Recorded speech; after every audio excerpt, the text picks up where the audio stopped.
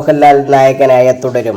തരുൺ മൂർത്തി എന്ന സംവിധായകൻ തന്റെ ഇഷ്ട നടനെ പ്രേക്ഷകർ കാണാൻ ആഗ്രഹിച്ച രീതിയിൽ അവതരിപ്പിച്ചപ്പോൾ ഈ വർഷത്തെ ഏറ്റവും വലിയ വിജയത്തിലേക്ക് തുടരും കുതിക്കുകയാണ്. ബോക്സ് ഓഫീസിൽ നിന്നും 200 കോടി നേടിയ ചിത്രം കേരള ഇൻഡസ്ട്രിയിലെ ഹിറ്റ് നേട്ടവും സ്വന്തമാക്കി. ചിത്രത്തിൽ പ്രേക്ഷകർ ഏറ്റവും രസിപ്പിച്ച ഭാഗമായിരുന്നു മോഹൻലാലിന്റെ സെൽഫ് ട്രോൾ ഡയലോഗുകൾ.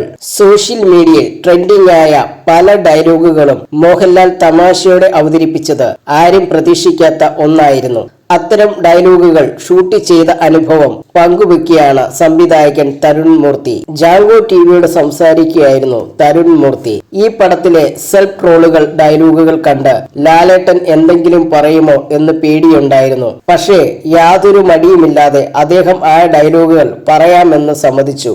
അതും ഞാൻ ഒട്ടും പ്രതീക്ഷിച്ചിരുന്നില്ല. പക്ഷെ ഈ ഡയലോഗ് വായിച്ചിട്ട് ശോഭന മാമിന് ഒന്നും മനസ്സിലായില്ല. ഈ കഞ്ഞി എടുക്കട്ടെ എന്ന് വെച്ചാൽ എന്താ എന്നായിരുന്നു മാം ചോദിച്ചത്.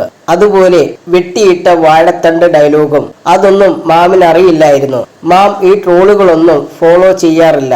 ഞാൻ ഫോണിൽ യൂട്യൂബ് എടുത്ത് ആ ഡയലോഗുകളുടെയൊക്കെ ട്രോൾ വീഡിയോ കാണിച്ചു കൊടുത്തു. ഇങ്ങനെയാണ് ഇവിടുത്തെ ട്രോൾ എന്ന് മനസ്സിലാക്കി കൊടുത്തു.